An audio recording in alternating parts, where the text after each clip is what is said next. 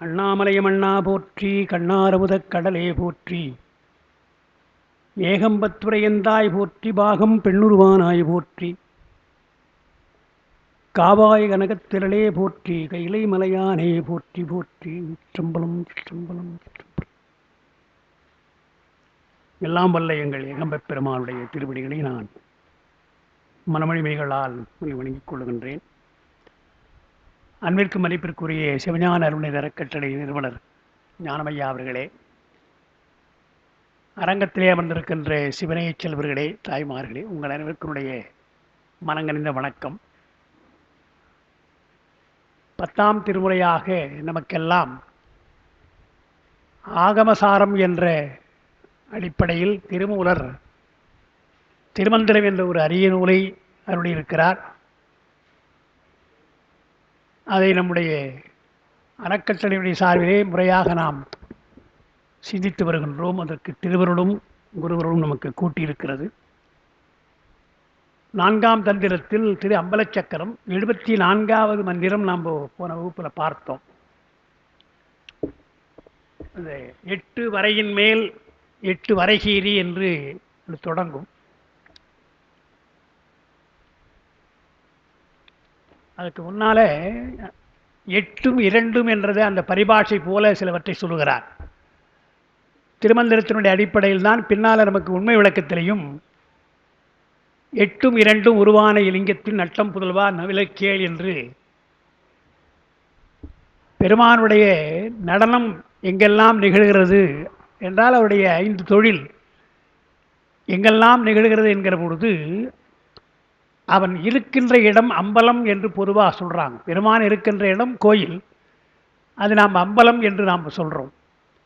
பெருமான் 5 தொழில் செய்து நடனமாடுகிறான் அந்த அம்பலத்திலே என்று. சிதம்பரத்திற்கு போனாலே பேரம்பலம் சிற்றம்பலம் என்று நாம் 2ஆக சொல்கிறோம். அதுபோல பெருமான் நடனமாடுவது உண்மை விளக்கத்தில் ஆன்மாவை இடமாக கொண்டு ஆடுகிறான் என்றும், மந்திரத்தை இடமாக கொண்டு அவருடைய உருவம் அமைகிறது என்றும், அவருடைய சக்தியே அம்பலமாக இருக்கிறது என்றும், இப்படி 3 வகையாக நாம் சொல்கிறோம். பெருமான் எங்கே நடனமாடுகிறான் என்றால் 3 வகையாக மந்திர வடிவாக, பஞ்சாட்சர வடிவாக அவன் இருக்கிறான். அது மந்திரம் தூல வடிவம் அவனுக்கு. சிவஞான சித்தியாரில் 6 அத்துவாக்கள். அத்துவா என்றால் படிமுறை அல்லது வழிமுறைன்னு அர்த்தம். நமக்கு இருக்கின்ற சொல் உலகம் பொருள் உலகம் என்று 2ஐயும் 3 நாம் சொல்கிறோம். சொல்லுலகம் மந்திரம் பதம் வண்ணம் என்றும், பொருள் உலகம் புவனம் தத்துவம் கலை என்றும் இப்படி 6ஆக சொல்கிறோம். இந்த 6 அத்துவாக்களில் மந்திரம் சிறந்த அத்துவா என்று சிவஞான சித்தியால் தனியாக ஒரு பாடல் பாடுறார். எல்லாம் வழிமுறை தானே, படிமுறை தானே, அதில் மந்திரம் ஏன் சிறந்த அத்துவாவாக அல்லது சிறந்த வழியாக ஏன் இருக்கிறது என்று ஒரு கேள்வி அவங்க கேட்கிறாங்க. அதற்கு சித்தியாரிலே பதில் சொல்லுகிறார் அருள்நிதி சிவம்.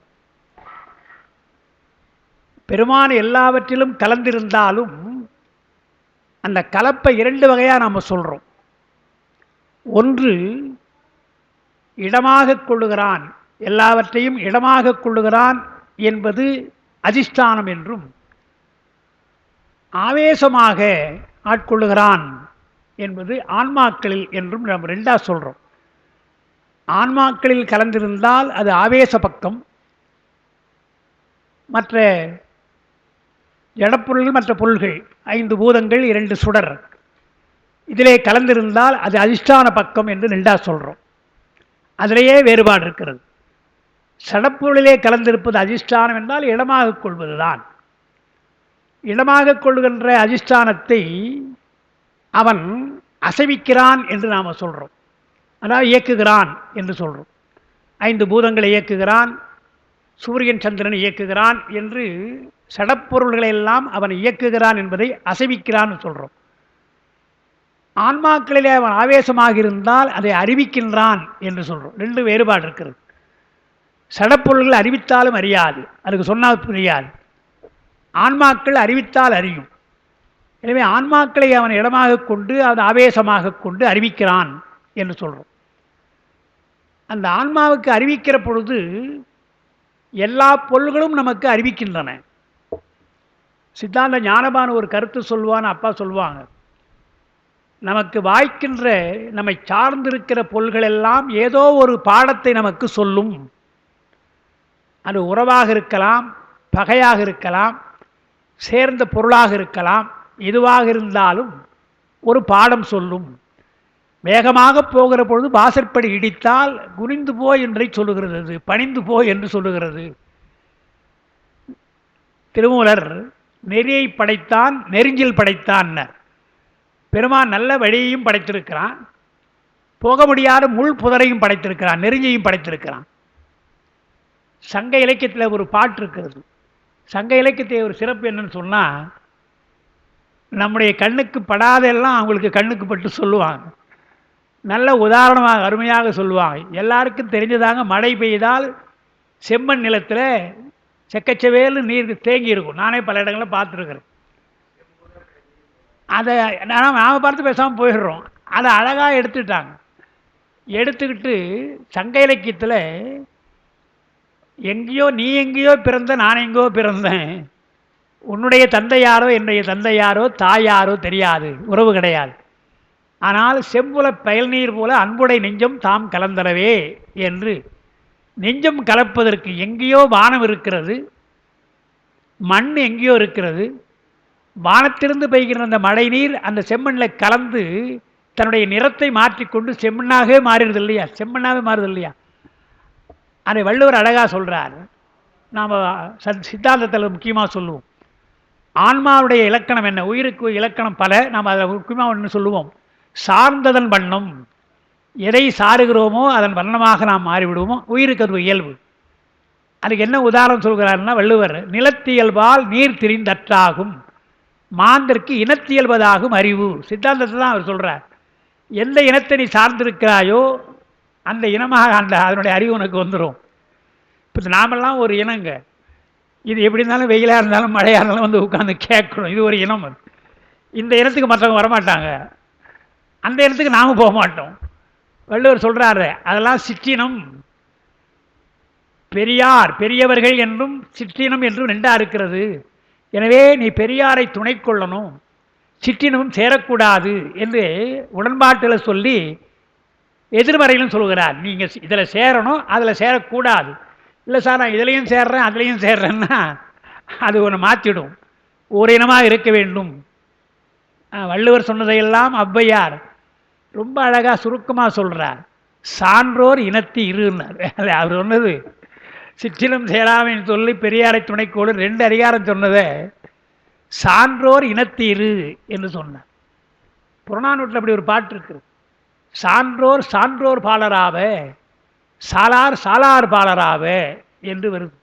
அதுக்கு என்ன உதாரணம் சொன்னால், கடலில் முத்து கிடைக்கிறது, மலையில் மாணிக்கம் போன்றவை கிடைக்கும், மண்ணில் பொன் கிடைக்கும். ஒன்றொன்று எங்கெங்கே பிறந்தாலும் ஒரு மாலை செய்கிற பொழுது, பெண்ணுக்கு அணிகலம் செய்கிற பொழுது பொன்னும் துகிரும் பழம் மாணிக்கம் முத்து இவையெல்லாம் ஒன்றாக சேர்ந்து வந்துடுது இல்லையா. எல்லாம் உயர்ந்த பொருள்கள். அது எங்கேயோ இடத்துல பிறக்குது, இது எங்கேயோ இருக்கிறது. பிறந்த ஒரு இடமாக இருந்தாலும் சேருவது இருக்கிறது இல்லையா, அது தகுந்த இடத்துல போய் சேருதல்லவா. சான்றோர் சான்றோர் பாலராவ, அந்த மாதிரி சான்றோர்கள் எங்கேயோ பிறந்திருக்கலாம், ஆனால் அவளெல்லாம் ஒரு குறிப்பிட்ட இடத்துல ஒன்று சேருகிறார்ன்றான். அப்போ சார்ந்ததன் வண்ணம் என்பதற்கு நிலத்தியல்பால் நீர் திரிந்தற்றாகும், மாந்தற்கு இனத்தியல்பதாகும் அறிவு என்று சொல்கிறார். அப்போ செம்மண்ணை எங்கேயோ பார்க்கிறார், தண்ணீரை பார்த்திருக்கிறார். ஒரு புலவர் அழகான உதாரணம் சொன்னார், அவர் பெயரே தெரிலங்க. அந்த புலவர் பெயர் இயற்பெயர் தெரியல. இயற்பெயர் தெரியாமல் செம்புலப்பயல் நீர் என்ற அந்த அருமையான ஓவியம் வச்சு அவர் பெயரே செம்புலப்பயல் நீரார் என்று அவருக்கு அந்த பெயரே வச்சுட்டோம். அந்த மாதிரி நுட்பமாக சொல்லுவாங்க. அந்த மாதிரி இங்கே ஒரு பாட்டில், குறுந்தொகையில் ஒரு பாட்டு நெருஞ்சி முள் சொல்கிறார். நெருஞ்சி முள் இருக்கு இல்லையா, அது முதல்ல நெருஞ்சி பூவாக இருக்கும், மஞ்சளாக பூவாக இருக்கும். கொஞ்ச நாள் ஆன உடனே அந்த பூ தான் முள்ளாக மாறிடும், முள்ளாக மாறிடும். இதை எவ்வளோ அழகாக அவங்க யோசித்து பார்த்துருக்காங்க பாருங்கள் இல்லையா. நெருஞ்சி பூவே ரொம்ப சின்னதாக இருக்கும், இங்கே புதர் மாதிரி இருக்கும். அது பூதான் பின்னாலே உள்ளாக மாறுகிறது. எப்படி பூ காய் கனியாக மாறுகிறதோ அதுபோல் நெருஞ்சி உள்ளாக மாறுகிறது என்று அவர் சொல்கிறார் இல்லையா. அது என்ன எங்கே சொல்கிறாருன்னு ஒரு தலைவி சொல்கிறார். நேற்று எங்கிட்ட ரொம்ப இன்பமாக இருந்தான், அன்பாக இருந்தான் என்னுடைய தலைவன். இன்னைக்கு ஏதோ பார்க்காம திரும்பி பார்க்காம போகிறான். எது போல என்றால், நேற்று இருந்த அந்த நெருஞ்சி பூ இன்று முள்ளாக மாறியது போல என்று கற்கின் புதுமலர் முட்பயந்தாங்கு என்று நேற்று இருந்த புதுமலர் நெருஞ்சி மலர் இன்று முள்ளிலே முள்ளாக மாறியது போல என்று ரொம்ப நுட்பமாக சொல்லுகிறார்னு பார்க்கிறோம். அதுபோல புலவர்கள் ஓமை சொல்லுகிற பொழுது சங்ககால புலவர்கள் பொருத்தமாகவும் சொல்லுவார்கள், நுட்பமாகவும் சொல்லுவார்னு பார்க்கிறோம். அதுபோல் திருமந்தர ஆசிரியர் பல விஷயங்களை இவர் சொல்லுகிறார்னு பார்க்கிறோம். சித்தாந்தத்தை நம்ம 8-2 எல்லாருக்கும் தெரிஞ்சது தானே, 8-2 10 சொல்கிறோம், எல்லாரும் தெரிஞ்சது தான். அதை எப்படியெல்லாம் புலவர்கள் கையாண்டிருக்கிறார்கள். அன்னைக்கு கூட சொன்னேன், ஔவையார் 8.25 லட்சணமேன்றார். அவலட்சணம் சொல்லாமல் 8.25 லட்சணமேன்னா என்ன புரியுது? 8ன்னா 8, கால் 1/4 போடுறோம் இல்லையா, அதுக்கு வான்னு போடணுமா, தமிழில் வான்னு போடணும். வா சேர்ந்தால் அவலட்சணம். அவலட்சணமேன்னு சொல்கிறதுக்கு 8.25 லட்சணமேன்னு சொல்கிறாருன்றான். அந்த 8, 2 என்ற எண்ணிக்கை எப்படி அவர் சொல்லுகிறார்னு பார்க்கிறோம் தமிழ் எழுத்து. அதே போலத்தான் நம்ம இலக்கியங்கள் இது போன்ற சாத்திர நூல்களையும் திருமறை போன்ற திருவாசகம் போன்ற சாத்திர தோத்திர நூல்களிலும் அந்த 8-2 சொல்லியிருக்கிறார்கள். 8நோடு 2 அறியேன் என்னை பட்டிமண்டபம் ஏற்றினாய் என்று மாணிக்கவாசகர் சொல்லுகிறார். அதுக்கு ஒரு நூற்றாண்டுக்கு பின்னாலே வாழ்ந்த திருமூலர் இந்த 8-2 குவிந்து அறி என்று, அதாவது ஆன்மாவை நீ ரொம்ப யோசித்து தியானித்து யோக நிலையில் தான் ஆன்மா எது என்று அறிய முடியும் ஒன்னாரே என்று அப்படி நேராக சொல்லாமல் 8-2 சொல்கிறார். அதுக்கப்புறம் உண்மை விளக்கத்தில் பார்த்தீங்கன்னா மந்திர எழுத்துக்கள் எல்லாம் பெருமானோடு சம்பந்தப்பட்டவை, எல்லாம் சம்பந்தப்பட்டது தான் அவனோடு. ஆனால் எல்லா அத்துவாக்களை காட்டிலும் மந்திரம் சிறந்த அத்துவா, அவனை அடைவதற்கு அதுதான் சரியான வழி. ஏன் அப்படி சொல்கிறோம்? பூமாலையை காட்டிலும் பாமாலை சிறந்தது என்று நாம் ஏன் சொல்கிறோம்? பூமாலைக்கெல்லாம் ஒரு காலம் உண்டு. நிர்மாலயமாக ஒரு முறை சாத்தினால் மறுமுறை சாத்த முடியாது. காலையில் மலர்ப்பு மாலையில் சாத்த முடியாது. அப்புறம் மலர்கள் என்றால் மலர்ந்த உடனே வண்டு தேன் சாப்பிடுவதற்குன்னாலே மலரை பறிக்க வேண்டும். இவ்வளோ கட்டுப்பாடு அதுக்கெல்லாம் இருக்கு இல்லையா மலர்களுக்கெல்லாம். பாமாலைக்கு அது கிடையவே கிடையாது. பூக்களை பறிக்கிற பொழுது வாயை மூடிக்குவாங்க, முகமூடி போடுறாங்களே மூடிக்குவாங்க, மாஸ்க் போட்டுட்டு தான் பூவை பறிப்பாங்க. ஏன்னா பேசக்கூடாது, வாயிலிருந்து வருகின்ற பொழுது எச்சில் படக்கூடாது. அந்த பூக்களில் பூக்கூடையை இடுப்புக்கு மேலே தான் வச்சுருக்கணும், இப்படி தான் கைக்கு, இடுப்பு கீழே வைக்கக்கூடாது, இடுப்புக்கு மேலே வைத்துக்கணும். இதெல்லாம் இவ்வளவு சம்பிரதாயங்கள் இருக்கிறது, விதிகள் இருக்கின்றன. ஆனால் பாமாலை அப்படி அல்ல, வாயில் தான் பிறக்குது இல்லை, பிறப்பதே வாயில் தான் பிறக்குது. அது நீங்கள் ஒரு பாட்டு சொன்னால் நான் அதே பாட்டை திருப்பி சொல்லலாம். அது நிர்மாலியம் அல்ல என்று இப்படிலாம் சிறப்பாக சொல்கிறோம் இல்லையா. அதனால் பெருமானை அடைவதற்கு பொருள்கள் எல்லாம் அசுத்த மாயை. நீங்கள் எது பொண்ணை கூட நீங்கள் சாத்தலாம், வெள்ளிக்கவசம் பொற்கவசம் கூட சாத்துறோம். எது உயர்ந்த பொருளாக இருந்தாலும் நவமணிகள் என்றாலும் அவையெல்லாம் சடப்பொருள், அதெல்லாம் அசுத்த மாயை. அதனால்தான் பூசையிலே அதையெல்லாம் சுத்தி செய்வதற்காக மந்திரங்களாலே சுத்தி செய்ய வேண்டும், திரவிய சுத்தி என்று விதிக்கப்படுகிறது. பாட்டுக்கு அப்படி கிடையாது. பாட்டு மந்திரம் என்றால் அது சுத்தமாயை. சுத்தமாயிலே பெருமான் அருளாலே வருகின்ற வாக்கு, அந்த அருள் வாக்கினாலே அவனை அடைகின்ற பொழுது பெருமான் வெகு விரைவாக வருகிறான். அது எதுபோல என்பதற்கு மாணிக்கவாசகர் சொல்கின்ற பாட்டு ஞாபகம் வச்சுக்கலாம். வேதங்கள் என்று சொன்னால் அது ஐயா என ஓங்கி ஆழ்ந்து அகன்ற நுண்ணியன்ன. வேதங்கள் எல்லாம் சொற்கள் தானே, வேதமெல்லாம் சொல்லாக இருந்தாலும் அது பொதுவான சொல்லாக இருப்பதாலே பெருமானை சிறப்பாக சொல்கிறதெல்லாம் ஏதோ பிரம்மம்னு சொல்லும். சிறப்பாக சொல்லாததுனால அது வேதங்களாலே காண முடியவில்லை பெருமானை என்று சொல்கிறோம். ஆனால் ஆகமங்கள் சொல்லுதானே, அதுவும் சொல்லுதானே. ஆனால் ஆகமமாகி நின்று அன்னிப்பான் என்று சொன்னால் சிறப்பு இயல்பை அறிந்து கொண்டு, பெருமானுடைய சிறப்பு இயல்பை அறிந்து கொண்டு நாம் ஆகமத்தினாலே மந்திரங்களாலே நாம் பெருமானை பூசிக்கிறோம். எனவே அந்த பூசனைக்கு இறங்குகிறான் பெருமான். மந்திரம் மூலமாக அவனை தொடரலாம், அவனை நாம் தொடர முடியும் என்பதற்குத்தான் மந்திரம் சிறந்தது என்று சொல்லி, மந்திரம் அத்துவாவில் மிகுத்தது என்ன என்ற கேள்விக்கு அவங்க பதில் சொல்கிறாங்க என்று பார்க்கிறோம். இன்னும் ஒரு விஷயம் நாம் அந்த சுத்தமாய அசுத்தமாய்க்கு சொல்லுகிற பொழுது மந்திரங்கள் என்று சொன்னால் எல்லாம் மந்திரங்கள் கிடையாது. அருளாளர்கள் சொல்வது தான் மந்திரம். அவங்க தான் பெருமானோடு சேர்ந்து அவனை சார்ந்து சொல்லுவார்கள். பெருமானுடைய அருள் பெற்று சொன்னால் அவையெல்லாம் மந்திரங்கள் என்று சொல்லி அந்த மந்திரங்கள் நிர்மாலியம் அல்ல, அதை நாம் சொல்லலாம் என்று பார்க்கிறோம். அதனால் 8ம் 2ம் உருவான இலிங்கம் என்று உண்மை விளக்கத்தில் நான் சொல்கிறேன். உண்மை விளக்கத்தில் பஞ்சாட்சர வடிவாக பெருமான் இருக்கிறான். நடராஜ வடிவம் பஞ்சாட்சர வடிவம். ஆன்மாவை இடமாக கொண்டு அவன் நடனமாடுகிறான் என்பது 2வது. பறை இடமா மிகு பஞ்சாக்கரத்தால் உரை உணர்வுக்கு எட்டாத ஒருவன் என்று பஞ்சாட்சர வடிவமாக பராசக்தி வடிவாக இருக்கிறான் என்று 3 இடமா சொல்கிறோம். ஒன்று மந்திர வடிவம், அது அவனுக்கு அம்பலமாக இருந்து ஆடுகிறான். ஆன்மா வடிவமாக கொண்டு அவன் ஆடுகின்றான். சக்தி வடிவமாக கொண்டு ஆடுகின்றான் என்று இதெல்லாம் நம்ம அடிக்கடி சொல்கிற விஷயம்தான். இந்த 8ம் 2 என்பதற்காக அது வந்தது. அடுத்து நம்ம போன வகுப்பில் பார்த்தது 74வது பாடம் தான் பார்த்தோம்.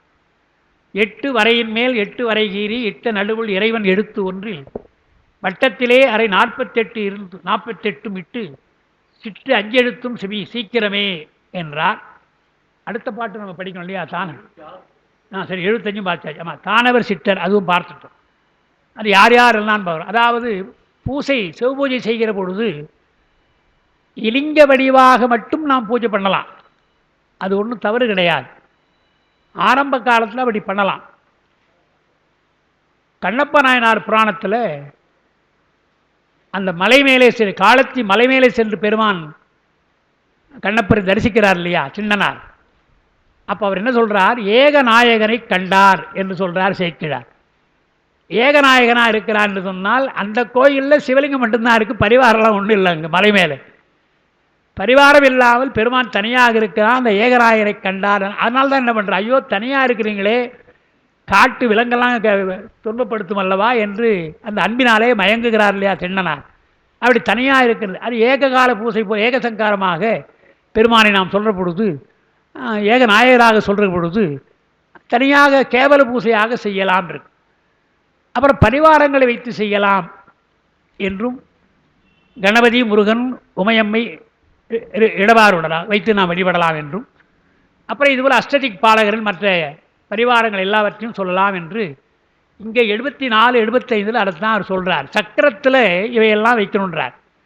நீங்கள் பூஜை செய்கிற பொழுது நீங்கள் பார்த்துருக்கலாம், ஒரு பெரிய மேசை மாதிரி இருக்கும். அது சில விதிகள் சொல்கிறாங்க. பூஜகர் எப்பவுமே கொஞ்சம் கீழே தான் இருக்கணும், நமக்கு மேல் தான் சாமி இருக்கணும். சாமியை கீழே வச்சுட்டு நாம் மேலே உட்காரக்கூடாது. இப்படி உயரமாக இப்படி எழுந்து பார்க்கக்கூடாது, குனிந்து செய்யாமல் இருக்கக்கூடாது. இப்போது காசியில் இருக்கு இல்லையா, காசியில் குனிதானம் பார்க்குறேன், அந்த குனிதான் பார்க்கணும். அந்த மாதிரி இருக்கக்கூடாது. மேலே அந்த பலகை மாதிரி போட்டு தான் செய்யணும்னு எல்லாம் விதிகள் நமக்கு இருக்கிற பார்க்குறோம். அதில் என்னென்ன நான் அப்பா பூஜை பண்ணும்போது பார்த்துருக்குறேன். அவங்க பிள்ளையார் சிவலிங்கம் இது தான் வைப்பாங்க. உருவத்தை வழிபாடாக பிள்ளையார் இருக்கும், அருவுருவமாக நமக்கு ஸ்படிகலிங்கம் இருக்கும். மற்றெல்லாம் என்ன செய்வாங்கன்னா 4 வைப்பாங்க. அவங்க 4 சொல்லி 1 2 3 4ன்னு அந்த மனையில் சந்தனத்தை இட்டு மேலே ஒரு பத்திரத்தை வச்சுடுவாங்க. அப்படி பூஜிக்கணுன்றாங்க. அந்த மாதிரி அங்கங்கே தெய்வம் இப்போ மகா காலர் சொல்கிறோம் என்று பார்க்குறோம், துவாரபாலகர் கஷேத்திரபாலகர் என்னெல்லாம் சொல்கிறோம் இல்லையா, இவர் நிறைய சொல்கிறார். அதெல்லாம் எல்லாரும் பூஜிக்கப்படக்கூடியவர்கள் தான். ஆனால் எதுபோல என்பதற்கு ஒரு புத்தகம் கூட நம்ம ராமகிருஷ்ணா மடத்தில் போட்டிருக்காங்க. பூஜா விதானம் என்றதுக்கு பெயர். அது பார்க்க வேண்டிய ஒரு நூல் தான். அது பூஜா விதானம்னு சொல்லுவாங்க. சிவரை முன்னிறுத்தி செய்கின்ற பூஜைக்கு என்னென்ன பரிவார தேவர்கள் எங்கெங்கே இருக்கணும், எந்தெந்த இடம் இருக்கணும், சக்தியை வழிபட்டால் எங்கெங்கே இருக்கணும் என்றெல்லாம் நமக்கு அந்த பூஜா விதானங்களில் விதிகள் இருக்கிறது, மந்திரங்களை சொல்கிறாங்க. அதுபோலத்தான் இது சக்கரம். எப்படி மனையில் வச்சு நம்ம பூஜை பண்ணுறோமோ அதுபோல் இங்கே சக்கரத்தை வைத்துக்கணும். அதுதான் இங்கே அவர் சொல்கிறார். இந்த சக்கரம் நேற்று பார்த்தோம், போன வகுப்பில் பார்த்துட்டோம். எல்லா இந்திரர்கள் சந்திரர்களுக்கெல்லாம் தேவர்களுக்கு எல்லாவற்றுக்கும் பீஜாட்சரமாக ஒன்று சொல்கிறார் என்று பார்க்கணும். அதான் தானவர் அந்த 75வது பாட்டு அன்றைக்கி நடத்துனது தான். சொன்னது மறந்து போய்க்கலாம் உங்களுக்கு. தானவர் என்று சொன்னால் அசுரர்கள் தான் அர்த்தம். பொதுவாக வானவர் தானவர்னு சேர்த்து சொன்னீங்கன்னு வச்சிங்கன்னா, வானவர் என்றால் சுரர், அவர் தேவர்கள். தானவர் என்று சொன்னால் அசுரர்கள்.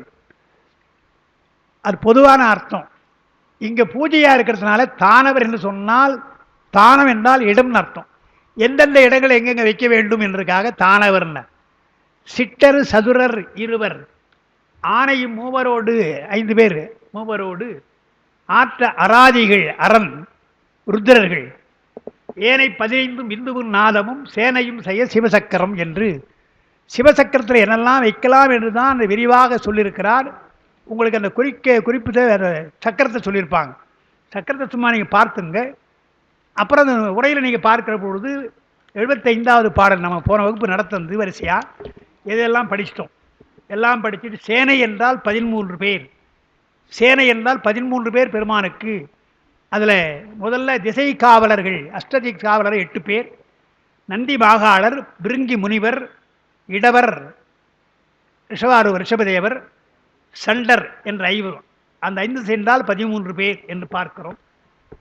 அப்புறம் நிறைய அந்த 15 பேர் 9 பேர் என்றெல்லாம் இங்கே எண்ணிக்கை கொடுக்குறாங்க. இருவர் என்று சொல்கிறாங்க. முக்கியமாக இருவர்னு பொதுவாக சொன்னால், காலையில் கூட நம்ம இருவர்னு பார்த்தோம், இறுதியாகும் காலந்தனில் இருவர்னு பார்த்தோம். அந்த இருவர் என்று சொன்னால் அந்த இடத்துல முற்றடிப்பு காலத்தில் இருவர் இல்லாமல் போகிறார்கள் என்றால் அது பிரம்மனும் திருமாலும். இங்கே இருவர் என்று சொன்னால் பிள்ளையாரும் முருகப்பெருமானும் என்று எழுதுகிறாங்க. எனவே பிள்ளையாரும் முருகப்பெருமானும் வழிபாட்டுக்குரியவர்கள் என்று இதெல்லாம் போன வகுப்பில் சதுரர் இருவர்னு சொல்கிறார். சதுரம்ன்ற ஒரு வார்த்தை நமக்கு உண்டு. கணக்காசிரியங்க இதெல்லாம் இருக்கிறார். ஸ்கொயர் பற்றி அவங்களாம் நிறைய சொல்லுவாங்க. முக்கியமாக இருக்குது. நாங்கள் கேள்விப்பட்டது ஏன்னா ஹைஸ்கூலோட கணக்கு விட்டுவிட்டோம், அதுக்கப்புறம் கணக்கு தெரியாது. அந்த சதுரம் என்பது 4 மூலையும் சரியானதுன்றாங்க. கோணங்கள் சரியாக இருக்கும். 90 முக்கோணம் அப்படி கிடையாது. 360 டிகிரினா 360 சரியாக இருக்குது. அது சிறப்பு என்று சதுரத்தை சொல்லுவாங்க. அப்படி சொன்னாலும் கூட மனையடி சாத்திரத்தில் மனையடியை மனை வாங்குறது சதுரமாக இருக்கக்கூடாது என்று ஒரு அடிப்படை இருக்குது. சதுரமாக இருக்கக்கூடாது, செங்குத்தா, அதாவது செங்கோணமாக சொல்கிறாங்க, அப்படி இருக்கலாம், செவ்வகமாக இருக்கலாம், அதெல்லாம் சொல்கிறாங்க, ரெக்டாங்குலராக இருக்கலான்றாங்க. இதெல்லாம் சில விதிகள் சொல்கிறாங்க. அது என்ன காரணம் சொன்னால், மனையடி அப்பா கூட சொல்லுவாங்க, மனையடி சாஸ்திரம் என்னடா வேறு ஒன்றும் இல்லை, காற்று வெளிச்சம் ஒன்று, அதுக்காக தான் அந்த இலக்கணம் வச்சுருக்காங்க. பழைய காலத்தில் அப்படி தான் இருந்தது. முன்வாசல் என்று சொன்னால் அதுக்கு நேராக பின்வாசல் இருக்கும். ஏன்னா வருகின்ற காற்று வந்து போகணும் இல்லையா. இப்போ என்ன பண்ணிட்டோம், முதல்ல ஏன்னா பக்கத்து வீடு வந்துவிடுது, அங்கே அதை படிச்சிடுறோம். கொஞ்ச நாள் என்ன பண்ணாங்க, மேலே ஒரு விண்டி அங்கே வந்து வச்சாங்க, விண்டோ மாதிரி சின்னதாக வச்சுட்டாங்க. இப்போ அது கூட எடுத்தாச்சு. இப்போ இல்லை, வெளிச்சம் வரணும். அந்த காலத்தில் கூட வாசம் சொல்லி 4 கூடல் இருக்கும், கூடல் வாய், நடுவில் தொட்டி முத்தம்னு சொல்லுவாங்க. எல்லாம் பார்த்தாலே ஆகாயம் தெரியும், எல்லாம் இருக்கும். எல்லாம் இப்போ மாறி போச்சு. எதுக்கு சொல்கிறேன், அது மாதிரி சாஸ்திரம் என்ன சொன்னால் நன்மைக்காக ஆரோக்கியத்திற்காக வைத்தான்னு பார்க்கும். எனவே சதுரர் என்று சொன்னால் திறமையானவர்கள்னு அர்த்தம். சதுரம் கணக்கில் இருக்கட்டும். அவர்கள் சதுரப்பாடு உடையவர்கள். வித்தகர் என்ற வார்த்தைக்கு பரிவேடகர் சதுரப்பாடு உடையவர்கள் என்று எழுதுகிறார். பெருமானை சதுரன், இப்போ சதுரம் மறைதான் துணி செய்து வணங்கும் என்று பாடுறார். எனவே 4 வேதங்கள், சதுரன் 4 வேதங்கள் துணி செய்கின்றது உன்னை, நீ ஒரு சதுரன் அல்லவா என்று சொல்கிறார். அந்த திருக்குறளில் நத்தம்போல் கேடும் உளதாகும் சாக்காடும் வித்தகற்கல்லால் அரிது, வித்தகம்னு வரும். அந்த வித்தகர் என்பதற்கு பரிமேழகர் சதுரப்பாடு உடையவர்கள் என்று எழுதுகிறார். அதனால் இங்கே சதுரர் இருவர் என்றால் விநாயகருக்கும் முருகப்பெருமானுக்கு தனித்திறமை, தனி ஆலயம் உண்டு, தனி வழிபாடு உண்டு, வழிபாட்டு முறைகள். உங்களுக்கு தெரிஞ்சிருக்கலாம், தந்தையாருடைய இங்கே காஞ்சிபுரத்தில் காஞ்சி புராணம் முதல்ல எழுதினாங்க உரை, சிவபோகசாரம் உரை எழுதினாங்க. தனி நூலாக மெய்கண்டார் கடகத்தின் மூலமாக விநாயகர் வழிபாட்டு நூல் என்று எழுதினாங்க. நம்முடைய அருட்பணி அதை போட்டிருக்காங்க. விநாயகர் வழிபாட்டு நூல் படித்து பார்த்தீங்கன்னா ஏறக்குறைய சிவபூஜை மாதிரி தான் இருக்கும். சிவபூஜையெல்லாம் என்னெல்லாம் செய்யலாமோ அதெல்லாம் விநாயகருக்கு என்று சொல்லி இன்னும் சில விரிவாக இருக்குது. இருந்தால் அது ஆரம்ப நிலையிலே விநாயகர் பூஜை செய்துதான் சிவபூஜை செய்கிற வழக்கம் என்று அதை அப்பா விநாயகர் வழிபாட்டு நூல் நம்ம எழுதுகிறாங்க. அதில் விநாயகர் வழிபாட்டு நூலில் தோத்திரங்கள், அதற்குள்ள மந்திரங்கள், வடமொழி தமிழ் என்று மந்திரங்கள்லாம் அவங்க செய்திருக்கிறாங்க. அதனால் அவங்களாம் சிற்றர் இருவர் என்பதாலே தனி வழிபாடு உடையவர்கள் மட்டுமல்ல, பெருமானாலே அதிகாரமூர்த்திகளாக நியமிக்கப்பட்டவர்கள். அதாவது சிவனடியார்களுக்கு இடையூறு வந்தால் நீக்குவதற்காக விநாயகர். எல்லா விக்கிரங்களும் சீக்கிரம் கிடையாது. அடியார்கள், அடியார் தன்னை தொழுகின்ற அடியாருக்குத்தான் அந்த விக்கினத்தை தீர்க்கிறார். முருகப்பெருமான் சொல்கிற பொழுது அவன் அருள் புரியலாம் என்று அருணகிரியார் போன்றவர்கள்லாம் பெருமானிடத்திலே முருகப்பெருமானத்தை நேரடியாக அருள் பெற்றவர்கள். அதுபோல தனி நிலையிலேயே அவர்களெல்லாம் மகன்மை கொள்கின்ற முறை அதிகாரத்தில் கூட படைக்கிற அயன் திருமால் இவங்கள்லாம் அதிகாரமூர்த்திகள் தான். ஆனால் அவளை காட்டிலும் விநாயகருக்கும் முருகனுக்கும் அதிகாரம் உண்டு. அது மகன்மை அதிகாரம். ஒரு பிள்ளைக்கு என்ன, ஒரு தந்தையினுடைய பிள்ளைக்கு என்னெல்லாம் உங்களுக்கு பூசைகள் உண்டோ அதெல்லாம் செய்யலாம். அதை விநாயகருக்கு முக்கியமாக சொல்லுவாங்க. விநாயகருக்கு சிவபெருமானுக்கு என்னெல்லாம் செய்யலாமோ அவையெல்லாம் விநாயகருக்கு. அதில் ஒரு குறிப்பு, சிவராத்திரியின் பொழுது லிங்கோத்பவ காலம் என்று எண்ணுகின்ற சரியாக நினைத்தால் 2வது காலமாக இருக்கலாம். அந்த ஒரு காலத்தில் துளசி அர்ச்சனை செய்யலாம் பெருமானுக்கு. சிவபெருமானுக்கு துளசி கூடாது. ஆனால் அந்த சிவராத்திரியில் அது அனுமதிக்கப்படுகிறது. அது ஒரு நாள், அந்த ஒரு காலம். ஆனால் எந்த காலத்திலும் விநாயக பெருமானுக்கு துளசி கூடாது என்று அப்படி வறுத்திருக்கிறார். அதிதீவிரமாக சிவனுக்கு எங்கேயோ ஒரு சிவராத்திரி பொழுது செய்யலாம், விதி இருக்கு. ஆனால் விநாயக பெருமானுக்கு கூடாது. அதேபோல் பெருமானுக்கு எருக்க மாலை என்றால் விநாயகருக்கு எருக்க மாலை, விநாயகருக்கு அருகம்புல் என்று சொன்னால் பெருமானுக்கு அருகம்புல் என்று. அதேபோல் முக்கண் 3 கண் அவனுக்கு என்றால் விநாயகருக்கு 3 கண் என்று இப்படியெல்லாம் நாம் அந்த விநாயகரை மிக நெருக்கமாக கொண்டு போய் நாம் சேர்க்கிறோம்.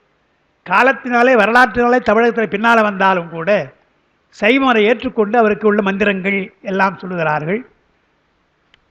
வேடிக்கையாக சொல்லுவாங்க. நம்ம பூமா ஜெயசந்திரன் அடிக்கடி சொல்லுவார், நாம் ஏதாவது வம்பு பண்ணோம்னா கம்முன்னுறான்னு சொல்கிறோம் இல்லையா, கம்முன்னுறோம் இல்லையா. கம் என்று என்றால், கம் என்று சொன்னால் விநாயகப் பெருமானுடைய பீஜாட்சரம். அது கணபதியினுடைய பீஜாட்சரம் கம் என்பது. எனவே கம் என்று எப்படி சிவன் நிறுன்னு சொல்கிறோம் இல்லையா, சிவனே நிறா அப்படின்றோம் இல்லையா, அதே மாதிரி ஈக்குவலாக கம் என்று பீஜாட்சரத்தை சொல்லுவார்கள் என்று நம்ம பூமா ஜெயசெல்லாம் அடிக்கடி சொல்லுவார் அங்கே. அதனால் அதெல்லாம் இவர்களுக்கெல்லாம் பரிவார தேவதைகளாக சிவபூஜையில் நாம் அதை சொல்லியிருக்கோம். அது போன பாடல் 75வது பாடல் முடிகின்றது. விளிம்பு அறை 24 உள்ள எழுத்துக்களின் விளக்கம்னார்.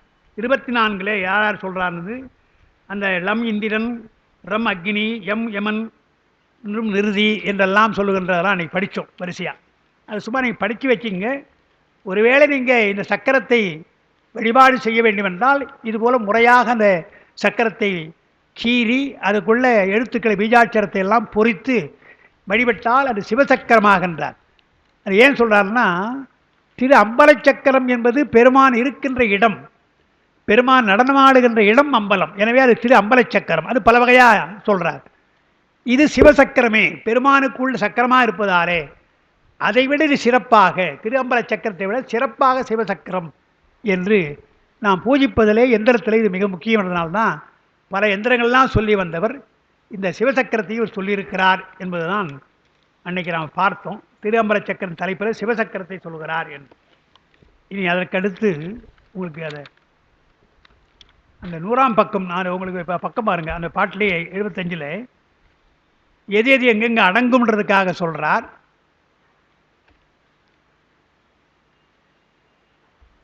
தத்துவம் படிக்கிற பொழுது, சித்தாந்தம் படிக்கிற பொழுது சிவம், சதாசிவம், மகேஸ்வரம் 3ஆவது சொல்லலாம். சிவம் சக்தி, நாதம் விந்து 4ஆக சொல்லி, சதாசிவம் 5ன்னு சொல்லி, மகேஸ்வரம் 6, சுத்த வித்தை விஜயேஸ்வரன் சொல்லி அதை ருத்ரன் மாலையன் என்று 3, 9ஆவது சொல்லலாம். 3ஆவது சொல்லலாம் அல்லது 9ஆவது சொல்லலாம். இந்த 9 3க்குள்ளே அடக்கம் என்று நாம் சொல்கிறோம் இல்லையா, அதுபோல் ஒவ்வொரு தேவர்களும் யார் யார் இடத்துல அடக்கம் என்று இங்கே சொல்கிறார். அதுதான் நம்ம பார்க்கிறோம். இந்த 2 மந்திரங்களாலும் மேற்கூறிய சிற்றம்பல சக்கரத்தை சிவசக்கரமாக செய்து வழிபடுமாறு கூறப்பட்டது. போன வகுப்பு நேரவில் படிக்கிறதுக்கு அதை அப்படி விட்டுட்டோம். இதனுள் இந்திர திசையில் சூரியனும் குபேர திசையில் சந்திரனும் அடங்குவர். எனக்கு அந்த நினைவில்லை, என்ன கொண்டாந்துருக்கலாம், 4ஆம் திருமுறை இங்கே இருக்கான்னு தெரியல. அதாவது இது இருக்கா? பார்ப்போம், வர வார்த்தை பார்க்கலாம்.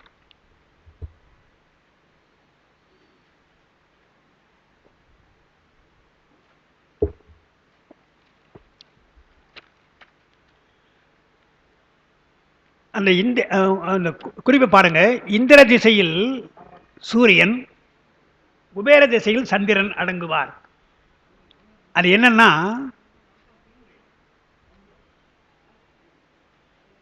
நான்காம் திருமுறை இருக்குமா? அதாவது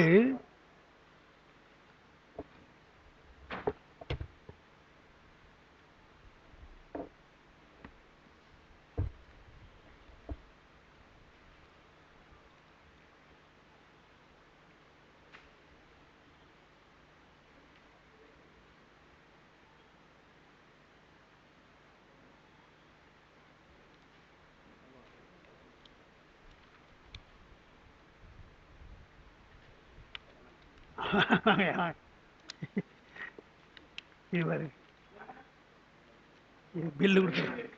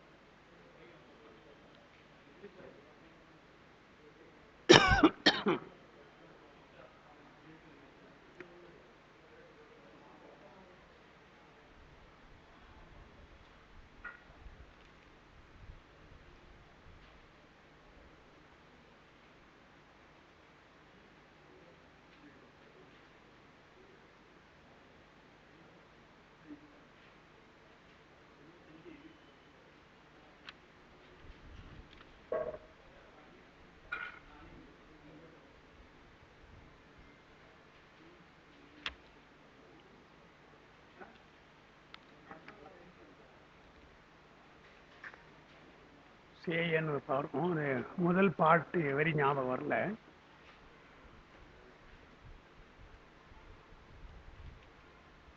நான் பார்க்கிறேன். இது அப்புறம் நான் சொல்லணும்.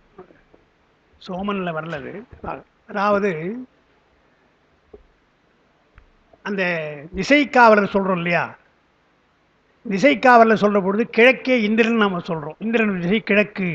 மாணிக்கவாசகரோட இந்திரன் திசை அணுகினான் என்று பாடுறார் நம்ம கிழக்குல. வடக்கு குபேரன் நாம சொல்றோம். அப்பர் பெருமானுடைய பாட்டில் அது மாறி இருக்கு. அவர் சொல்லலை, இந்திரன் சொல்லலை, அவர் குபேரன் சொல்லலை. அது நான்காம் திருவிழா அவர் அப்படி உரை எழுதுறாரு, இப்படிதான் கொள்ளணும்னு அவர் எழுதுறாரு. திப்பியம்னு வார்த்தை வரும்னு எனக்கு ஞாபகம் வருது. அந்த பாட்டு முதல் வரி ஞாபகம் வரல. நான்காம் திருமுறையில் திப்பியர்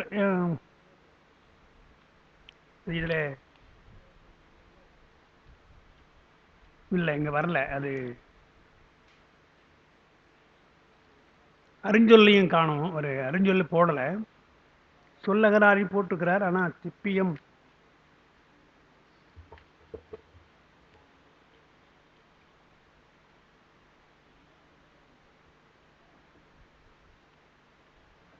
சரி, அது இல்லை, இருக்கட்டும், நம்ம பார்க்கலாம். இதில் இருக்குது. ஆனால் நான்காம் திரும்ப இருக்குது, அதை கொஞ்சம் கொஞ்சம் சொல்லுவோம்.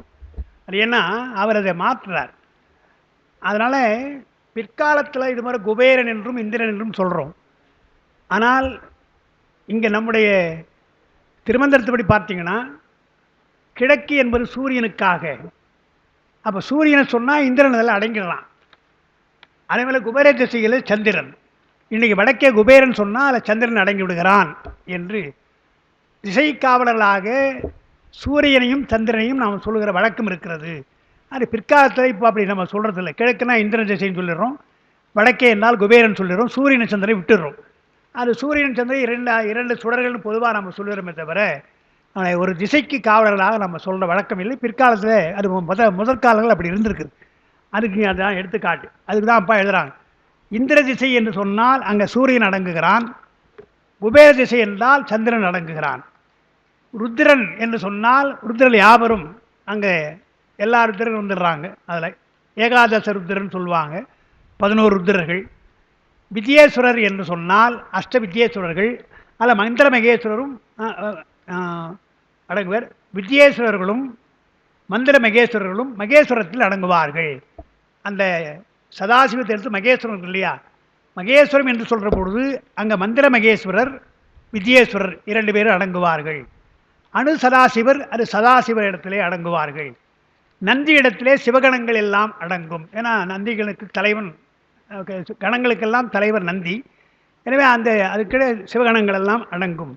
பிருங்கி என்ற முனிவர், அவருக்கு கீழே எல்லா முனிவர்களும் சப்த ரிஷிகள் சொல்கிற அந்த முனிவர்கள் அடங்குவார்கள். இன்னும் பிற தேவர்களெல்லாம் இந்திரனத்தை அடங்குவார்கள். இந்திரன் தான் எல்லாவற்றுக்கும் தலைவன். 2 குறிப்பு சொல்லுவாங்க சித்தாந்தத்தில், இல்லை நம்ம சைவத்தில் சொல்லுவாங்க. இந்திரனையும் சொல்லுவாங்க, திருமாலையும் சொல்லுவாங்க. இந்திரன் யார் என்றால் தேவலோகத்திற்கு அவன் தலைவன். நீங்கள் பெருமான் இந்திரனை நீங்கள் வணங்கினால் உங்களை தேவலோகத்துக்கு கொண்டு போயிடுவான். அதுக்கு மேலே அவனால் கொண்டு போக முடியாது. உங்களுக்கு தேவலோகத்தில் இருக்கணும், அந்த மாதிரி ஊர்வசியெல்லாம் டான்ஸ் ஆடுறதை பார்க்கணும்னு சொன்னால் நீங்கள் இந்திரனை வழிபட்டால் போதும், இந்திரலோகம் உங்களுக்கு உண்டு. மாதிரி அவளுக்கு மேலே போக முடியாது. திருமாலை வழிபட்டால் இந்திரனுக்கு மேல் அந்த தேவலோகத்துக்கு மேல் உள்ள செங்கன்மால உலகம் என்று அது அவங்கெல்லாம் பரமபதம் என்று அவங்க சொல்கிறாங்க, வைகுண்டம் என்று நாம் சொல்கிறோம் இல்லையா, அந்த நிலைக்கு போகும். அப்போ எந்த தெய்வத்தை இங்கே வணங்கினோ அதுக்கு மேலே அவங்களால கொடுக்க முடியாது. சிவலோகம் என்று சொன்னாலும் கூட சிவலோகத்தில் கூட நீங்கள் பார்த்தீங்கன்னா பெருமானுடைய சாயுஜ்ய நிலை என்பது வேறு. அந்த பதமுத்தியில் சிவலோகம் ஒரு நிலைதானே தவிர அதுவே முடிந்த முடிவு அல்ல. அதுக்கு மேற்பட்டு சாயுஜ்யம் என்று ஒன்று சொல்கிறோம். இதெல்லாம் நம்ம சைவ சித்தாந்தத்தில் அந்தந்த உயிர்கள் பக்குவத்திற்கு ஏற்றாற் போல வழிபாட்டு முறைகளிலே அடைகின்ற இடங்கள். அதுக்காக நீங்கள் வழிபடக்கூடாதுன்னு இல்லை, நீங்கள் விரும்பப்பட்ட தேவலோகத்துக்கு போன விருப்பப்பட்டால் நீங்கள் அடைங்க. வள்ளுவரே சொல்கிறார் இல்லையா, வையத்துள் வாழ்வாங்கு வாழ்பவன் வானுரையும் தெய்வத்துள் வைக்கப்படும். உனக்கு என்னப்பா இந்திரலோகம் போல் நீ போகணுமா, ஒழுங்காயிரு. இந்திரன் ஒழுங்காக இருக்கானோ இல்லையோ, நீ ஒழுங்காயிரு, இந்திரலோகத்துக்கு போகலாம்னு சொல்கிறார். அப்புறம் யான் எனது என்னும் செருக்கறுப்பான் வானோர்க்கு உயர்ந்த உலகம்ன்றார். 2 பிரித்து தான் அவர் சொல்கிறார். செருக்கு நீங்கினால், ஆணவம் என்று நீங்கினால்தான் வானோர்க்கு உயர்ந்த உலகம். இங்கே அப்படி கிடையாது. உனக்கு மையத்தில் வாழ்வாங்கு வாழ்ந்தால், எல்லோரும் பாராட்டும்படியாக வாழ்ந்தால் வானுரையும் தெய்வத்தில் வைக்கப்படும் என்று சொல்கிறார். பரிவேலகர் ரொம்ப குறிப்பாக அதை எழுதுகிறார். நாம் அந்த பாட்டை பார்க்குற பொழுது மையத்துள் வாழ்வாங்கு வாழ்ந்தால், வாழ்ந்த பின் இறந்து போகிறாங்க இல்லையா, எங்கே போவாங்க என்றால் வானுரையும் தெய்வத்தில் அங்கே கொண்டு போவாங்க என்று தான் பாடுறோம். அது குரலுக்கு அப்படி தான் நம்ம அர்த்தம் சொல்கிறோம். ஏனென்றால் நம்ம கலிங்கத்து பரணி போன்ற பரணி நூல்கள்லாம் நீங்கள் பார்த்தீங்கன்னா வீரன் வந்து இறந்து போவான், வீர மரணம் எய்வான். எய்த உடனே அவன் சாயதான் இல்லையா, சாய்கிற பொழுது தரைமகள் அவளை தாங்கக்கூடாது என்று அவங்க மனைவி வந்து விழுந்துருவாளாம், கீழே விழுந்துருவாளாம். அப்பயே தாங்கி பிடிப்பாள். தரை என்ற பெண், அவள் பெண்ணு தானே, நிலமகள். நிலமகள் தன்னுடைய கணவனை தாங்கக்கூடாது என்று வீரமாக இருந்து இறக்கிற பொழுது, சாய்கின்ற பொழுது அவன் தாங்கிக் கொள்வாள் என்றும். இறந்து போகிறான் இல்லையா, உடனே வானலோகத்துக்கு போய் அங்கே தேவமகள் எல்லாம் மாலையிடுவாங்களாம். அவனுக்கு அங்கே மாலையிடக்கூடாதுன்னு உடனே அவன் கூடவே இறந்து போய் அங்கே போய் நிற்பாளாம். எங்கே போனாலும் நான் உன்னை விட மாட்டேன் என்பது போல அங்கே போகிறாலும் பாட்டெல்லாம் இருக்குது. பரணியில் இதெல்லாம் வேடிக்கையாக இருக்கு அந்த பாட்டெல்லாம். சொல்கிறேன் அந்த பாட்டை கலிங்கத்து பரணில் இருக்கும் பார்த்தீங்கன்னா. எது சொல்கிறேன், அந்த மாதிரி அந்தந்த இடங்கள் என்று சொல்கிற பொழுது வானுரையும் தெய்வம் என்றால் இறந்த பின்னால் வானுரைய தெய்வத்திலே தேவலோகத்தில் வைப்பான் தான் அர்த்தம். ஆனால் பரிவேலகர் ரொம்ப நுட்பமாக என்ன எழுதுகிறார், வானுரைகின்ற தெய்வம் அங்கே இருக்கும், ஆனால் நீ இருப்பது இங்கே தான் இருக்கிற. நீ நல்லது செய்தால் வையத்துள் வாழ்வாங்கு வாழ்ந்தால் நிலத்திலேயே உன்னை வானுரைய தெய்வமாக வைப்பார்கள். இங்கே வாழுகின்ற தெய்வம் நீ என்று இறந்த பின்னால்தான் உனக்கு பேர் கிடைக்கட்டும், அது வேறு தனி. இருக்கின்ற பொழுதே நீ நிலத்திலே இருக்கின்ற தெய்வம் போல, தேவரை போல உன்னை பாராட்டுவார்கள் என்றுதான் வானுரையும் தெய்வத்திலே உன்னை வைக்கப்படும், இங்கே நிலத்திலே வைக்கப்படும் என்று அதை உரை எழுதுகிறார். அப்படி நுட்பமாக சில இடங்களில் எழுதுகிறார். அந்த மாதிரி இங்கே ஒன்று அடங்குகின்ற பொழுது அணு சதாசிவர்கள் சதாசிவ நிலத்திலே அடங்குவார்கள். என்ன சார் வேறுபாடுன்னு கேட்குறாங்க. அது அங்கங்கே வேறுபாடு சொல்லியிருக்கிறாங்க. தத்துவம் சொல்கிறபோது நம்ம சொல்கிற விஷயந்தான். சதாசிவர் என்று சொல்கிறது பெருமானே சதாசிவனாக இருக்கலாம், ஆன்மாக்கள் சதாசிவ நிலையை பெறலாம். இந்த 2 இருக்குது. சதாசிவ நிலையை பெற்று ஆன்மாக்கள் இருந்தால் அவளை அணு சதாசிவன் சொல்லணும். இறைவனே சதாசிவராக சம்புபட்சமாக இருந்தால் சதாசிவன் சொல்லணும். சதாசிவ ரூபங்களை பற்றி நிறைய விளக்கம் இருக்கிறது. அவங்க எத்தனை உருவங்கள் எத்தனை முகங்கள்லாம் இருக்குது தனியாக. இந்த அணு சதாசிவர் என்ன செய்வாங்க என்றால் வீடு பேர் தர முடியாது, யாராக இருந்தாலும் வீடு பேர் தர முடியாது. அணு சதாசிவ நிலையிலே அங்கே வைத்துக் கொள்ளலாம், அந்த இடத்துல உங்களை வைத்துக் கொள்ளலாமே தவிர எல்லாம் கடந்த ஒரு பரமுத்தியை அணு சதாசிவர் தர முடியாது. அதை தருகின்றவர் சதாசிவன் ஒருவர் தான் என்று அதுக்கு தான் அந்த வேறுபாடு சொல்றதுக்காதான் மகேஸ்வரர் என்று சொல்லாமல் மந்திர மகேஸ்வரர். அவளெல்லாம் சொல்லுக்கு அதிபதிகள், சொல்லுக்கு அதிகாரமாக இருக்கின்றவர்களெல்லாம் ஆன்மாக்களாக இருந்தாலும் அனுபட்சமாக இருந்தாலும் அது மந்திர மகேஸ்வரர். ஆனால் பெருமான் மகேஸ்வரராக இருக்கிறான், எல்லாம் வல்லவனாக இருக்கிறான் என்று அந்த வேறுபாடு சொல்கிறோம். அதனால் இங்கே நந்தியிடத்திலே சிவகணங்கள், பிருங்கியினிடத்திலே முனிவர்கள், இன்னும் பிற தேவர்களெல்லாம் இந்திரனிடத்திலே, இங்கு கூறிய தலைவர் பலருக்கும் பரிவாரங்களாய் உள்ளவர்கள் தலைவரிடத்தை அடங்கி நிற்றல் சொல்ல வேண்டாம். 30 தேவர்னு பொதுவாக சொல்லுவாங்க, இவ்வளோ விரிவாங்க சொல்கிறாங்க. நாம் 30 தேவர்னு வைத்துக்கொள்வோம். 30 தேவர்கள் யார் யார் என்று சொல்கிறதுக்கு ஒரு சொல்லியிருக்கிறாங்க, தெரிஞ்ச விஷயம்தான். ஆதித்தர் 12 வாங்க, 12 பேர் சூரியர்கள், ஆதித்தர் 12 பேர். ஏகாதச ருத்திரர், ருத்திரர்கள் 11 பேர். 12 11 23 ஆச்சு. அஷ்ட வசுக்கள் என்பது 8, 31. மருத்துக்கள் என்று 2, 33. இதுதான் தலைவராக இருக்கிறவங்க, தலைநிலையில் இருக்கிறவங்க. இவளுக்கு கீழே எல்லாம் கோடிக்கணக்காக நிறைய பேர் இருப்பாங்க. எனவே 33 தேவர்கள் என்று சொன்னால் அளவு கிடையாது அது. இந்த பேர் 33 பேர். இந்த 33 தலைவர்களுக்கு அடங்கி இருக்கின்ற எண்ணற்ற அடியார்கள், எண்ணற்ற அந்த தேவர்கள் என்று நம்ம அப்படி வைத்துக்கொள்ளும். ஆனால் 33 தேவனும் வருவார்கள் நம்ம அந்த வழக்கம் சொல்கிறோம். அதனால் இங்கே கூறிய தலைவர்கள் பலரெல்லாம் இருக்கிறாங்கல்ல, அவளுக்கெல்லாம் அடங்கி இருப்பார்கள் அவர்கள் எல்லாம் என்று. இதனால் இந்த சக்கரம் கடவுள் பலரையும் புறஞ்சூடக் கொண்ட சிவசக்கரமாய் அமைதல் பார்க்க. கோயிலில் சென்றால் பரிவார தேவரை எப்படியெல்லாம் போய் பார்த்து வழிபடுகின்றோமோ, அதுபோல் பூஜையிலே நாம் எப்படி பரிவார தேவர்களுக்கு வழிபடுகின்றோமோ, அதுபோல் சிவசக்கரமாக நீங்கள் இதை வரைந்து நீங்கள் வழிபட்டால் எல்லா தெய்வங்களையும் பரிவாரங்களோடு சிவனை வழிபடுகின்ற ஒரு உயர்ந்த ஒரு நிலையாக நமக்கு கிடைக்கலாம் என்றுதான் சிவசக்கரத்தை சொல்லியிருக்கிறார். என்றால் திருமூலர் சிவபூஜையில் எவ்வளவு பற்றுடையவர் நமக்கு தெரியும். சிவபூஜையை பற்றி தனியாக சொல்ல போகிறார். அங்கே கூட முதல்லே கூட முன்னவனார் பூசைகள் முற்றிடின் மன்னருக்கு தீங்குளன்னர். கோயிலெல்லாம் பூஜைகள் சரியாக நடக்கவில்லை என்று அரசாங்கம் சரியா இல்லைன்னா அரசு கிட்டு போகும் என்றெல்லாம் சொல்கிறார். அரசன் கிட்டு போவான்றார். வாரி வளம் குன்றும், மழை பெய்யாதெல்லாம் சொல்கிறார். கன்னம் களவு மிகும் எல்லாம் சொல்கிறார்.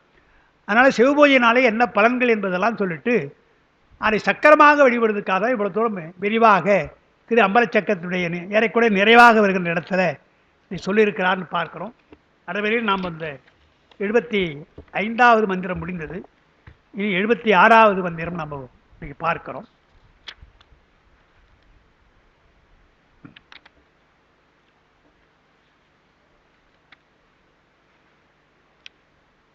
பட்டன மாதம், அதான் இன்னைக்கு ஆரம்பம். பட்டன மாதவம் மாற்றும் பராபரம் விட்டனர் தம்மை விகிர்தா நம என்பர். எட்டரர் ஆயினும் ஈசன் திறத்திறம் ஒட்டுவன் பேசுவன் ஒன்று அறியேனே என்று பெருமானை வழிபடுகின்ற பொழுது மாதவம் என்ற ஒரு வார்த்தையை சொல்கிறார். பொதுவாக மகா என்ற வார்த்தை பெருமானுக்குத்தான் உரியது. இதிகாசத்தில் கூட மகாபாரதம் என்று சொன்னதுக்கு என்ன காரணம் என்று அப்பா சொல்லுவாங்க. அதுக்கு மகா என்பது பெருமானுக்கு உரியது தான். அது மகாதேவர்னு சொல்கிறோம், திருவிடை வருது மகாலிங்கம்னு சொல்கிறோம், 5 எழுத்துக்களை சொல்கிறோம், பார்க்குறோம் இல்லையா, மகா வாக்கியம்னு சொல்கிறோம். அதுபோல் மகா என்பது பாரத்தை ஏன் சொல்கிறோன்னா சிவபெருமானை பற்றி அங்கே தான் நிறைய வருகிறது. ராமாயணத்தை காட்டிலும் மகாபாரதத்தில் பெருமானை பற்றி நிறைய. அதைவிட மிக முக்கியமானது பாண்டவர்கள் எல்லாம் நல்ல தீவிரமான செய்யப்பட்டுடையவர்கள். அர்ஜுனனை எவ்வளோ பாடுறார், திருமுறைகளை எவ்வளோ வைத்து பாடுறாங்கன்னு பார்க்குறோம். சுந்தர பெருமான் கொடுக்கலாதானை பாரியே என்று கூறினும் கொடுப்பார் இல்லை, மிடிக்கலாதானை வீமனை விரல் வில்லுக்கு விசையன் என்றெல்லாம் பாடுறாங்க. ஆனால் அவங்கெல்லாம் சைவப்பற்றுடையவர்கள், சைவர்கள். அதனால் மகா என்ற வார்த்தை அதுக்கு தான் உரியதுன்னுவாங்க. அதெல்லாம் இல்லாமல் சில பேர் என்ன பண்ணுவாங்க, பகவத்கீதை அதில் இருக்குது அதனால தான் மகான்னு சொன்னாங்க. அவங்க சாதாரணமாக பகவத்கீதை அங்கே இருப்பதாலே மகாவிஷ்ணு அதை சொல்லியிருக்கிறார், எனவே மகாபாரதம்வாங்க. அது அல்ல, அது 5வது வேதமாக சொல்லப்படுகிறது என்றெல்லாம் நாம் பார்க்குறோம். இருக்கட்டும், அது ஒரு தனி விஷயம். அதனால் இங்கே மாதவன்றார்.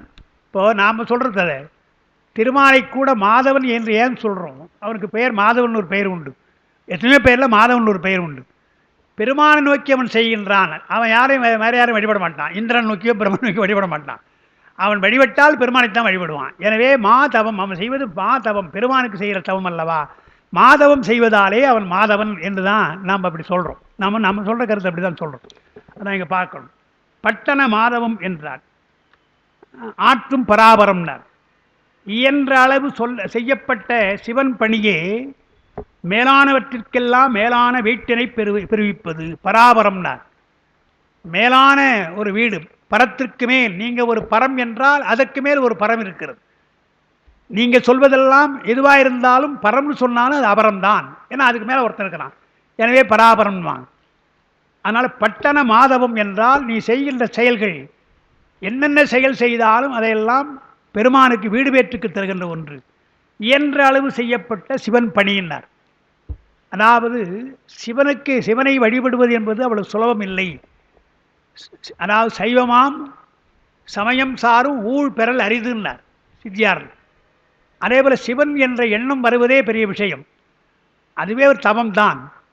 அதில் எந்த அளவு உங்களாலே முடியுமோ அது செய்தாலே அது வீடு பேற்றுக்கு வழிவகுக்கும் என்று தான் நாம் சொல்கிறோம். இயன்ற அளவு ஒல்லும் வகையால் அறவினை ஓவாதேன்னார் இல்லையா. அதுபோல் கூடிய வரையில் இட்டுக்கொள்வன பூவுள நீருள கற்றுக்கொள்வன வாயுள நாவுள என்று சொன்ன கூடிய வரையில் என்ன மந்திரனோ 2 மந்திரத்தை கற்றுங்க, 2 பூ எடுத்து போடுங்க என்று சொல்கிற மாதிரி இயன்ற அளவு செய்தால் அது சிவன் பணியே அது பணியாக மாறி. ஏன்னா எங்கள் திருமறைக்காட்டில் எளிதான போயிரு எண்ணெய் தானே குடிக்க போச்சு. எண்ணெய் குடிக்க போனால் பின்னால் அது வாமனனாக பிறந்துன்னு பார்க்குறோம் இல்லையா. அதுபோல் அது அபுத்தி பூர்வமாக செய்தாலும் கூட பெருமான் அதுக்கு அருள் புரிகிறான் என்பதற்காக இந்த உதாரணம் நம்ம சொல்லுவோம். மேலானவற்றிற்கெல்லாம் மேலான வீட்டினை பெருவிப்பதாகும். அதனால் தற்போதத்தை விட்டவர்கள் எங்கே சொல்கிறார், விட்டனர் தம்மை என்றார் இல்லையா. தாம் என்ற எண்ணத்தை விட்டவர்கள் தம்மை விடுதல். அதாவது பற்று விட வேண்டும், எதை விட வேண்டும் எதை விட வேண்டும்னு கேட்பாங்க. நீ அதை விடு இதை விடுன்றத நீ என்ற நான் என்ற அந்த கர்வத்தை விட்டுரு முதல்ல. அதான் முக்கியம். தற்போதும் தான் முதல்ல. அதை விடாமல் எல்லாத்தையும் விட்டா என்ன அர்த்தம் என்றுதான் நான் என்ற தற்போதத்தை விட வேண்டும் என்பதுதான் முடிந்த முடிவாக நாம் சொல்கிறோம். அந்த மாணிக்கவாசருடைய பாட்டுக்கு அதான் உரை சிவஞான பாஷ்யத்தில் வருது. அப்பாவும் அதை மேற்கோள் காட்டி எழுதுகிறாங்க. அன்றே என்ற நாவியும் உடலும் உடமையெல்லாம் இருக்கு இல்லையா. குன்றே என்னை ஆட்கொண்ட போதே குண்டலையோன்னு பாட்டில் அன்றே என்ற ஆவியும் உடலும் உடைமைன்னு ஒரு வார்த்தை சொல்கிறார். ஆவி என்றால் ஆன்மா, உயிரை நீ ஆட்கொண்டிருக்கிறாய், ஆளாக கொண்டிருக்கிறாய். உடம்பையும் ஆட்கொண்டிருக்கிறாய் என்று பார்க்கிறோம். அப்புறம் உடைமை என்றால் இல்லையா. உடைமை என்றால் என்ன என்று சொன்னால் நான் என்கிற தற்போதம் அதையும் ஆட்கொள்கிறாய் என்று அப்போதான் பெருமானை அடைய முடியும் என்று. உடைமை என்பது அங்கே நான் என்ற தற்போதம் அதையும் வேற அவருக்கு அங்கே வேற உடைமை கிடையாது. நான் என்ற தற்போதத்தையும் கொள்ளுகிறான். அதுதான் பெருமான் ஆட்கொள்ளுகின்ற ஒரு முறை. நாம் அவனுக்கு ஆளாக ஆகிவிட்டால் தற்போதும் இருக்கார். சுந்தர பெருமான் எவ்வளவு வாதம் பண்ணார். உனக்கு நான் அடிமை இல்லைன்னு வாதம் பண்ணார். பாட்டு பூரா என்ன பண்ணார், முதல் பாட்டு பூரா இனி ஆள் அல்லே நிலலாமே சொல்ல முடியுமா, இனிமேல் நான் உனக்கு அடிமை இல்லைன்னு சொல்ல முடியும். ஏன்னா அடிமை இல்லைன்னு சொன்ன நான் இனி சொல்ல முடியுமா என்று தானே அந்த பதிகம் பூரா பாடுறார். அதுபோல் அந்த தற்போதம் என்று நீங்கினால் பெருமான் ஆட்கொள்ளுகிறான். அதுதான் அன்றே என்ற நாவையும் உடலும் உடமையும் சொன்னார். அப்படி நீங்கள் ஏற்றுக்கொண்ட பின்னாலே நன்றே செய்வாய் பிழை செய்வாய், நமக்கு அதை பற்றி கவலை இல்லை என்று பார்க்கும். அதனால் தற்போதத்தை விட்டவர்கள் சிவனையே புகலிடமாக அடைவார்கள். ஆதலால் யானும் அவனது பணி வகைகள் பலவற்றில் ஏதேனும் ஒன்றில் எள்ளளவாயிரும் 3வது வரைக்கும் 8 ஆயிரம் இருக்கு இல்லையா. 8 எள் போல எள்ளளவுன்னு அர்த்தம். எள்ளளவு 8 வரும். எள்ளு தான் 8 வரும். எள் தூ 8ன்னு சொல்லுவாங்க. எள்ளை சாப்பிடுன்னு சொன்னால் 8ன்னு சொல்லுவாங்க. தூன்னா சாப்பிட்றதுன்னு அர்த்தம். எள் தூ எள்ளை சாப்பிடு என்றால் 8 என்று சொல்லுவாங்க. அது எழுதுறாங்க. தர்மயானத்தினுடைய 10வது மகா சன்னிதானம் ரொம்ப அருமையாக பாடுறார். எள்ளளவில் பக்தி உன் இணையடியில் வைத்தவே இருக்கின்றார். அந்த தத்தையங்கனையார் தயா மேலே வைத்த தயா சதகு உருட்டுன்றார் இல்லையா, 100 உருட்டுன்றார் இல்லையா, 1000 குருட்டுன்னு பாடுறார் இல்லையா, கருவூர் தேவர் பாடுறார் இல்லையா. அதுபோல் எள்ளளவில் 1001 பக்தி உன் இணையடியில் வைத்த பேர் கேட்கின்ற இந்திராதி பதமும் உயர் சந்திர சூரியர் பதமும் இமயவதம் நெடிய பதமும் அதுக்கப்புறம் தெள்ளுமுக 4முக கடவுள் பதமும் எல்லா செல்வமும் வரும் என்று சொல்லவும் கேட்டும் உன் திருவடிக்கு அன்பிலாத கள்ள மானிடரை சீக்கந்தை என்றை விட்டு விட உன் கடாட்சி வைத்தருள் வேலவா என்று முத்துக்குமார் சாமி தான் பாடுறாரு வைத்தீஸ்வரன் கோயிலில். இவ்வளவு எல்லா செல்வமும் வருமென்று கேட்டும் கூட உன் திருவடிக்கு அன்பிலாத கள்ள மானிடரை சீக்கந்தை என்றார். சீக்கந்தை என்றால் அழுக்கு துணின்றார். அந்த மெக்கானிக் ஷாப்பில் வச்சுருப்பாங்க கிரீஸ்லாம் துடைக்கிறானே, அது வீட்டில் இருக்கிற அடுப்பு துணி. அதுபோல் சீக்கந்தை என்று விட்டு நான் உன்னுடைய திருவடிக்கு நான் அன்பு செலுத்த வேண்டும் அல்லவா என்று திருவடிக்கு அன்பில்லாதவர்களெல்லாம் சீக்கந்தை என்று விட்டு நான்றார். அதுபோல் இங்கே எள்ளளவுன்றார். எள்ளளவாயினும் மேற்கொள்வேன் போற்றுங்கால் சொல்லுங்க. அதுவும் அப்படிதான், அது இருந்தாலும் சொல்கிறார் இல்லையா, கொஞ்சம் அன்பு கங்கையை சைவர் கடந்த அன்பராயில் முடிஞ்சு போச்சு, எல்லாம் முடிஞ்சு போச்சுன்றார். அது மாதிரி தான் யா மணங்கும் கடவுள்னார். போற்றுங்கால் அவனது திருநாமத்தை அன்றி வேறொரு நாமத்தை சொல்ல அறியேன்றார். பாட்டில் பார்க்கலாம். எட்டனர் ஆயினும் ஈசன் திறத்திறம் ஒட்டுவன் பேசுவன்றார் இல்லையா. பேசாத நாளெல்லாம் பிறவா நாளேன்னா நாம் பேசாத நாள் நம்ம பேச பெருமானுடைய நாமத்தை பேசாத நாளெல்லாம், அவனுடைய திருப்பெயரை பேசாத நாளெல்லாம் பிறவா நாளே என்று சொன்னார். மற்ற பற்றி எனக்கு இன்று பாட்டை கூட அப்படிதான் சொல்கிறார். அதாவது ஓவு நாள் உயர் பாடைமேல் காவு நாள் என்று இவையலால் கருதேன். உன்னுடைய நாமத்தை நான் சொல்லவில்லை என்றால் நான் என்னுடைய உயிர் போகின்ற நேரமாக இருக்குன்ற உயர் பாடைமேல் போகிற நாளாக இருக்குமே தவிர மற்ற நாளெல்லாம் உன்னைத்தான் பாடுவேன் என்று சொல்கிறார் இல்லையா. அதான் ஆனால் பேசுகிறார். அதாவது பேச பெரிதும் இனியாயினி பேச பேச அதை திருவாசகத்தில் மாணிக்க வாசகர்னு சொல்கிறார், திருவம்பாவில் சொல்கிறார் இல்லையா.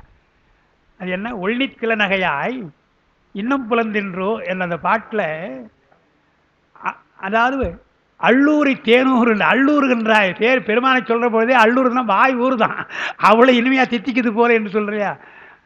அள்ளூர் வாய் திறக்கும் அல்லவா என்று வாய் தர வாயின்னு பாடுறார். அதுபோல் பெருமானுடைய பெயர் இனிமையான பெயர்.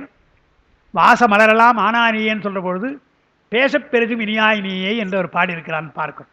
எனவே அவன் திருநாமத்தை பேசுவது ஒட்டுவன் திறத்திறம் ஒட்டுவன் பேசுவன் ஒன்று அறியேன் என்றார். ஒட்டுவன்றது தாங்க சொல்லியிருக்காங்க. போற்றுதல். போற்றுங்கால் அவனது திருநாமத்தையே நான் சொல்லுவேன். எங்கேயாவது அவனை பற்றித்தான் எண்ணுவேனே தவிர ஒட்டுவேன்னு ஒரு வார்த்தை இருக்குதுங்க திருவாசகத்தில். முட்டுவேன் தலைகீரேன்னு பாடுறாரு அவர் இல்லையா. முட்டிலேன் தலைகீரேன்னு பாடுறார். உன்னை நான் மறந்து போயிட்டு விட்டுட்டு போயிட்டேன், என்ன உன்னை பிரிந்தும் கூட நான் இருக்கிறேனே தலையை மோதிக்கலேன்னு பாடுறார் இல்லையா. அது நமக்கு தெரியும் அந்த விஷயம்லாம். ஒட்டுதல் என்று சொன்னால் பந்தயம்னு அர்த்தம். ஒட்டுவேன் என்று சொன்னால் சேலஞ்சு பண்ணுறன்றார். சிவனைப் போல அருள் புரிகின்றவர் யாரும் இல்லை என்று நான் உங்களுக்கு நான் சவால் விடுறேன் என்று ஈசன் திறத்திறம் ஒட்டுவன்னார். போற்றி வழிபடுகின்ற பொழுது ஒட்டக்கூத்தருக்கு கூட அதுதான் பெயர்னு வாங்க. ஒட்டம் என்று சொன்னால் பந்தயம்னு அர்த்தம். புலமையில் பந்தயம் வைத்து வெற்றி பெறுவார் என்பதால் அவருக்கு ஒட்டக்கூத்துன்னு வந்துன்னு ஒரு வார்த்தை சொல்லுவாங்க. அதுபோல் இங்கே பெருமானுடைய அருள் நிச்சயமாக கிடைக்கும் என்பதை நான் ஒட்டுவேன் என்றார். நான் சவால் விடுறேன், பந்தயம் கட்டுகிறேன் என்பது போல ஈசன் திறத்திறம் ஒட்டுவன் பேசுவன் அவனுடைய நாமத்தை சொல்லுவேன்.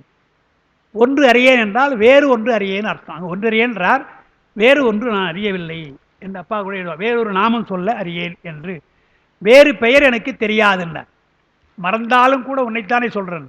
கிடந்தாலும் ஞானப்பிரகாசன் என்பேன், கிடந்தே எழுந்து தொடர்ந்தாலும் படர்ந்தாலும் ஞானப்பிரகாசன் என்பேன் என்று குருஞான சம்பந்தர் பாடுறாள். ஞானப்பிரகாசன் அவருடைய குரு. படுத்து கிடந்தால் நின்றும் இருந்தும் கிடந்தும் நடந்தும் நினைப்பது உன்னை என்றும் வணங்குவது மலர்த்தாள் அபிராம் என்று அதில் பாடுறாள் இல்லையா. அதுபோல் எப்பொழுதுமே உன்னுடைய நாமத்தைத்தான் நான் சொல்லுவேன் என்றதுக்காக இப்படிலாம் சொல்கிறாங்க. அதுபோல் வேறு ஒரு நாமத்தை நான் அறியேன் என்று சொல்கிறார். இங்கே மாதவம் என்பதற்கு அப்பா இறப்பில் தவம் என்று எழுதுகிறாங்க. அது நம்ம அடிக்கடி சொல்கிறது தான். அதாவது மற்ற தெய்வங்களை நோக்கி செய்கின்ற தவம் எல்லாம் தவம் இல்லையா என்று ஒரு கேள்வி அவங்க நியாயமாக கேட்குறாங்க.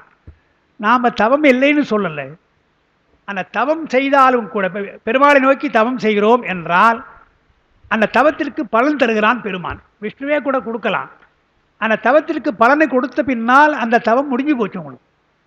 அது இறந்து தவம் கழிந்து போன தவம். அது பெருமானுக்கு செய்கின்ற தவம் சரியை கிரியெல்லாம் பலனையும் தரும், கெடவும் கெடாது. இந்த சரியை பின்னாலே கிரியைக்கு பின்னாலே உதவும். இந்த பிரிவில் அடுத்த பிறையாவது உதவும், இல்லை அடுத்த பிரிவில் உதவும். எனவே மேல் செய்த சரியை கிரிய யோகம் எல்லாம் இந்த பிரிவில் ஞானத்தை தரும் சொல்கிறா இல்லையா, அதுபோல இறப்பில்லாத ஒரு தவம் என்று தான் நாம் சொல்கிறோம். அதனால தான் குறிப்பாக ஔவையார் சிவத்தை பேணினால் அது தவத்திற்கு அழகு என்று அவர் சொல்லிட்டார். தவமெல்லாம் எல்லாம் தவம்தான், அது உலகப் பயனை தரும். உலகப் பயனை தருவது மட்டுமல்ல, அந்த பயன் முடிந்து போகும், அந்த நல்வினை முடிந்து போகும். ஆனால் இந்த தவம் முடியாது என்பதுதான் மாதவம் என்று, மாதவம் இறப்பில் தவம் என்று அப்பா எழுதுறாங்க. பராபரம் ஆற்றும் என மாற்றிக்கொள்க. ஆற்றுதல்னா தருதல். அங்கே பாட்டில் பட்டன மாதவம் ஆற்றும் பராபரம் இருக்கு இல்லையா, பராபரம் ஆற்றும் என்றால் ஆற்றுதல்னால் செய்தல், அருளுதல் அர்த்தம். அந்த பராபரத்தை மேலான வீட்டை தருவான் பெருமான், தருவான். ஆற்றுதல் பராபரம் ஆற்றும் வீடு பெற்றை தருவான் என கூட்டுகின்றார். அதுக்கு விளக்கம் எழுதியிருக்கிறாங்க. பராற்பரம் என்பதுதான் பராபரம் என மறிவிற்று என்று எழுதுகிறாங்க. பராத்பரம் வடமொழியது, பராற்பரம் என்பதுதான் பராபரம் என்று தமிழில் நாம் சொல்கிறோம்.